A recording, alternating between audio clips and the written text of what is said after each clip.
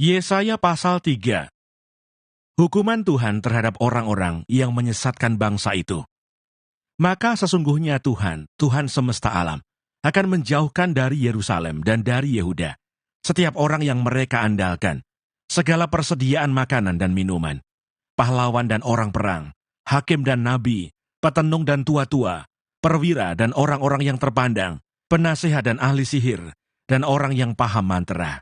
Aku akan mengangkat pemuda-pemuda menjadi pemimpin mereka, dan anak-anak akan memerintah atas mereka. Maka bangsa itu akan desak-mendesak, seorang kepada seorang, yang satu kepada yang lain. Orang muda akan membentak-bentak terhadap orang tua, orang hina terhadap orang mulia.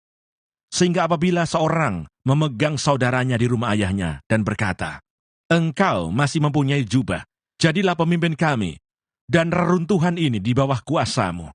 Maka pada waktu itu saudaranya akan menjawab, "Aku tidak mau menjadi tabib. Di rumahku tidak ada roti dan tidak ada jubah. Janganlah angkat aku menjadi pemimpin bangsa." Sungguh, Yerusalem telah runtuh dan Yehuda telah rubuh. Sebab perkataan mereka dan perbuatan mereka melawan Tuhan, dan mereka menantang kemuliaan hadirat-Nya. Air muka mereka menyatakan kejahatan mereka, dan seperti orang Sodom, mereka dengan terang-terangan menyebut-nyebut dosanya, tidak lagi disembunyikannya. Celakalah orang-orang itu, sebab mereka mendatangkan malapetaka kepada dirinya sendiri.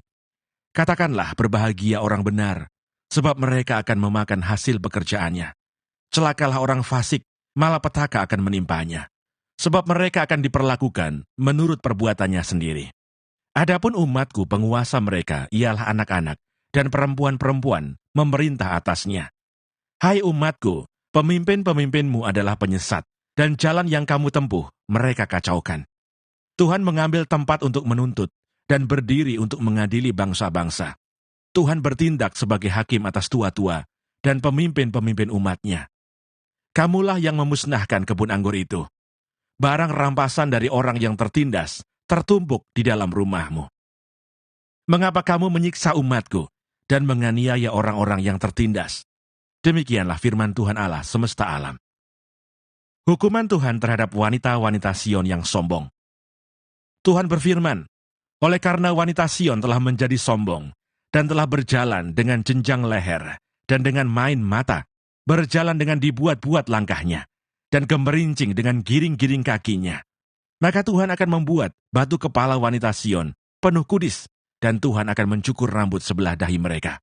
Pada waktu itu Tuhan akan menjauhkan segala perhiasan mereka, gelang-gelang kaki, jamang-jamang, dan bulan-bulanan, perhiasan-perhiasan telinga, pontoh-pontoh, dan kerudung-kerudung, perhiasan-perhiasan kepala, gelang-gelang rantai kaki, tali-tali pinggang, tempat-tempat wewangian dan jimat-jimat, cincin meterai dan anting-anting hidung, pakaian-pakaian pesta, jubah-jubah, selendang-selendang dan pundi-pundi, cermin-cermin, baju-baju dalam diri kain lenan, ikat-ikat kepala dan baju-baju luar.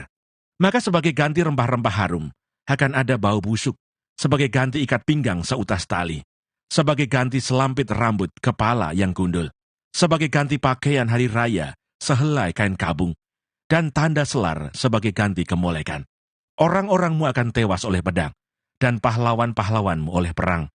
Pintu-pintu gerbang Sion akan mengaduh dan berkabung, dan kota itu akan seperti perempuan bulus yang duduk di bumi.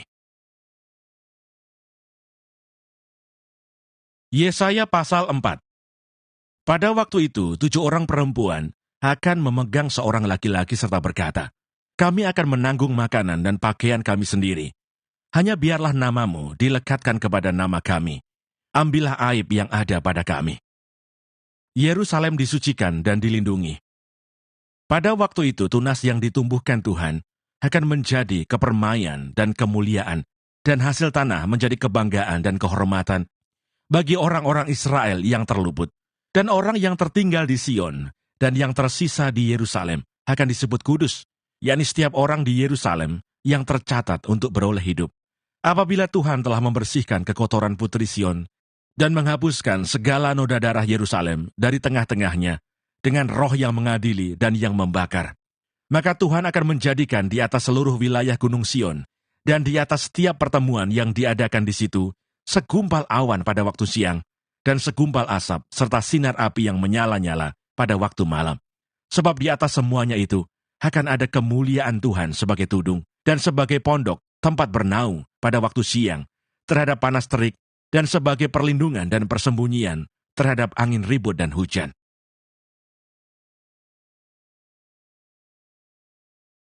Yesaya pasal 5. Nyanyian tentang kebun anggur. Aku hendak menyanyikan nyanyian tentang kekasihku, nyanyian kekasihku tentang kebun anggurnya. Kekasihku itu mempunyai kebun anggur di lereng bukit yang subur. Ia mencangkulnya dan membuang batu-batunya, dan menanaminya dengan pokok anggur pilihan. Ia mendirikan sebuah menara jaga di tengah-tengahnya, dan menggali lobang tempat memeras anggur. Lalu dinantinya supaya kebun itu menghasilkan buah anggur yang baik. Tetapi yang dihasilkannya ialah buah anggur yang asam. Maka sekarang, hai penduduk Yerusalem dan orang Yehuda, adililah antara aku dan kebun anggurku itu. Apakah lagi yang harus diperbuat untuk kebun anggurku itu, yang belum kuperbuat kepadanya? Aku menanti supaya dihasilkannya buah anggur yang baik. Mengapa yang dihasilkannya hanya buah anggur yang asam? Maka sekarang aku mau memberitahukan kepadamu apa yang hendak kulakukan kepada kebun anggurku itu. Aku hendak menebang pagar durinya, sehingga kebun itu dimakan habis, dan melanda temboknya, sehingga kebun itu diinjak-injak. Aku akan membuatnya ditumbuhi semak-semak, tidak dirantingi dan tidak disiangi, sehingga tumbuh putri malu dan rumput. Aku akan memerintahkan awan-awan, supaya jangan diturunkannya hujan ke atasnya. Sebab kebun anggur Tuhan semesta alam ialah kaum Israel dan orang Yehuda, ialah tanaman-tanaman kegemarannya. Dinantinya keadilan, tetapi hanya ada kelaliman. Dinantinya kebenaran, tetapi hanya ada keonaran. Peringatan tentang pelbagai keburukan. Celakalah mereka yang menyerobot rumah demi rumah, dan mencekau ladang demi ladang, sehingga tidak ada lagi tempat bagi orang lain, dan hanya kamu sendiri yang tinggal di dalam negeri. Di telingaku terdengar firman Tuhan semesta alam. Sesungguhnya, banyak rumah akan menjadi sunyi sepi, rumah-rumah yang besar dan yang baik tidak akan ada penghuninya. Sebab kebun anggur yang luas 10 hari membajak akan menghasilkan hanya 1 bat anggur, dan 1 homer benih akan menghasilkan hanya 1 eva gandum. Celakalah mereka yang bangun pagi-pagi dan terus mencari minuman keras, dan duduk-duduk sampai malam hari, sedang badannya dihangatkan anggur. Kecapi dan gambus, rebana dan suling, serta anggur terdapat dalam perjamuan-perjamuan mereka. Tetapi perbuatan Tuhan tidak dipandangnya, dan pekerjaan Tuhan tidak dilihatnya. Sebab itu umatku harus pergi ke dalam pembuangan, oleh sebab mereka tidak mengerti apa-apa. Orang-orang yang mulia akan mati kelaparan, dan khalayak ramai akan menderita kehausan. Sebab itu dunia orang mati akan membuka kerongkongannya lapang-lapang, dan akan mengangangkan mulutnya lebar-lebar dengan tiada terhingga, sehingga lenyap ke dalamnya segala kesemarakan dan keramaian Yerusalem, segala kegaduhannya dan orang-orang yang bersukaria di kota itu. Maka manusia akan ditundukkan, dan orang akan direndahkan. Ya, orang-orang sombong akan direndahkan. Tetapi Tuhan semesta alam akan ternyata maha tinggi dalam keadilannya. Dan Allah yang maha kudus akan menyatakan kekudusannya dalam kebenarannya. Maka domba-domba akan makan rumput di situ, seperti di padangnya sendiri. Dan kambing-kambing akan mencari makan dalam reruntuhan gedung-gedung orang kaya. Celakalah mereka yang memancing kesalahan dengan tali kedustaan, dan dosa seperti dengan tali gerobak, yang berkata, baiklah Allah lekas-lekas dan cepat-cepat melakukan tindakannya, supaya kita lihat, dan baiklah keputusan yang maha kudus Allah Israel datang mendekat, supaya kita tahu. Celakalah mereka yang menyebutkan kejahatan itu baik, dan kebaikan itu jahat, yang mengubah kegelapan menjadi terang, dan terang menjadi kegelapan, yang mengubah pahit menjadi manis, dan manis menjadi pahit. Celakalah mereka yang memandang dirinya bijaksana, yang menganggap dirinya pintar.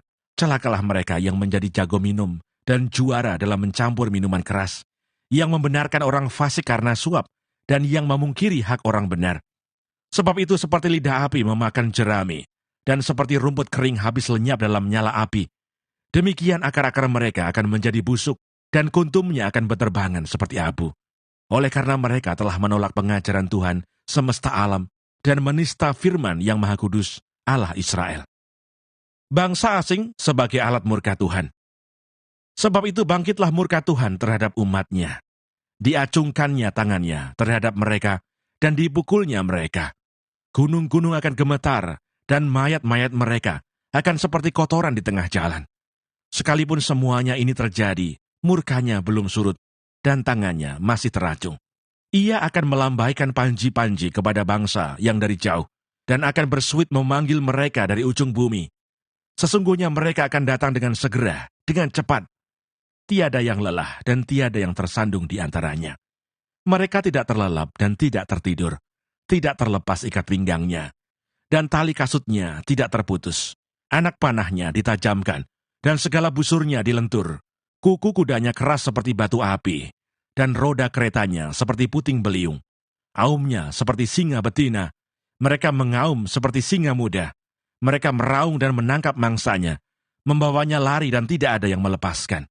Pada hari itu mereka akan diliputi oleh suara, seperti suara laut menderu. Jika orang memandang ke bumi, sesungguhnya ada gelap yang menyesakkan, dan terang menjadi gelap oleh awan-awan.